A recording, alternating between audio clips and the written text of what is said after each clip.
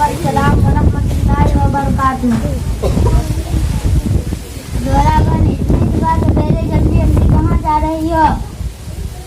सना बहन, क्या आप जानती नहीं हो कि आज 15 अगस्त यौम आज़ादी है?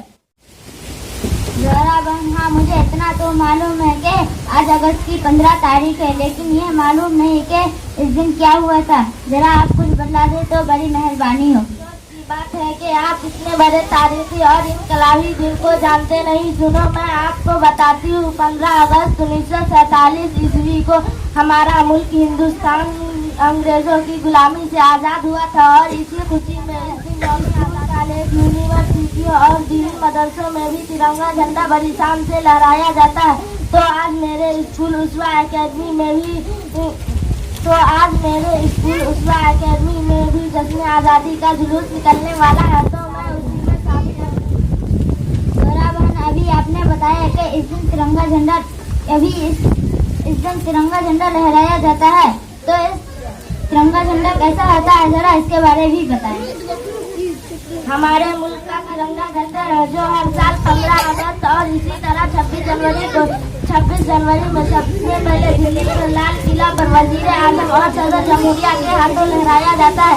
फिर इनकी नकल करते हुए हिंदुस्तान के सारे स्कूल, कॉलेज, यूनिवर्सिटी और मदरसों और बहुत सारी जगहों पर तिरंगा झंडा लहराया जाता है।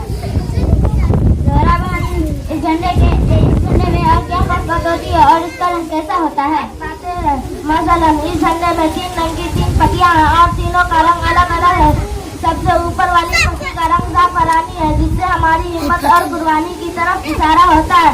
दूसरी पट्टी का रंग सूरज है जो सच्चाई और अमन शांति की तरफ इशारा होता है। तीसरी पट्टी का रंग हरा है जो यकीन और सच्चाई का चमक देती है।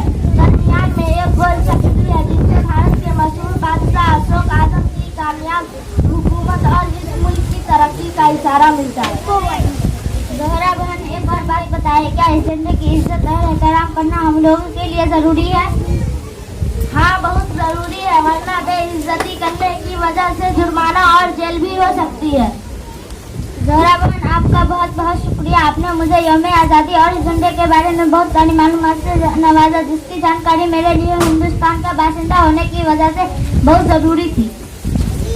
ठीक है, अब मुझे इजाज़त दीजिए ताकि मैं अपने स्कूल उसवा एकेडमी के जश्न आज़ादी में शरीक हो सकूं। अच्छा, अस्सलाम वालेकुम। वालेकुम अस्सलाम।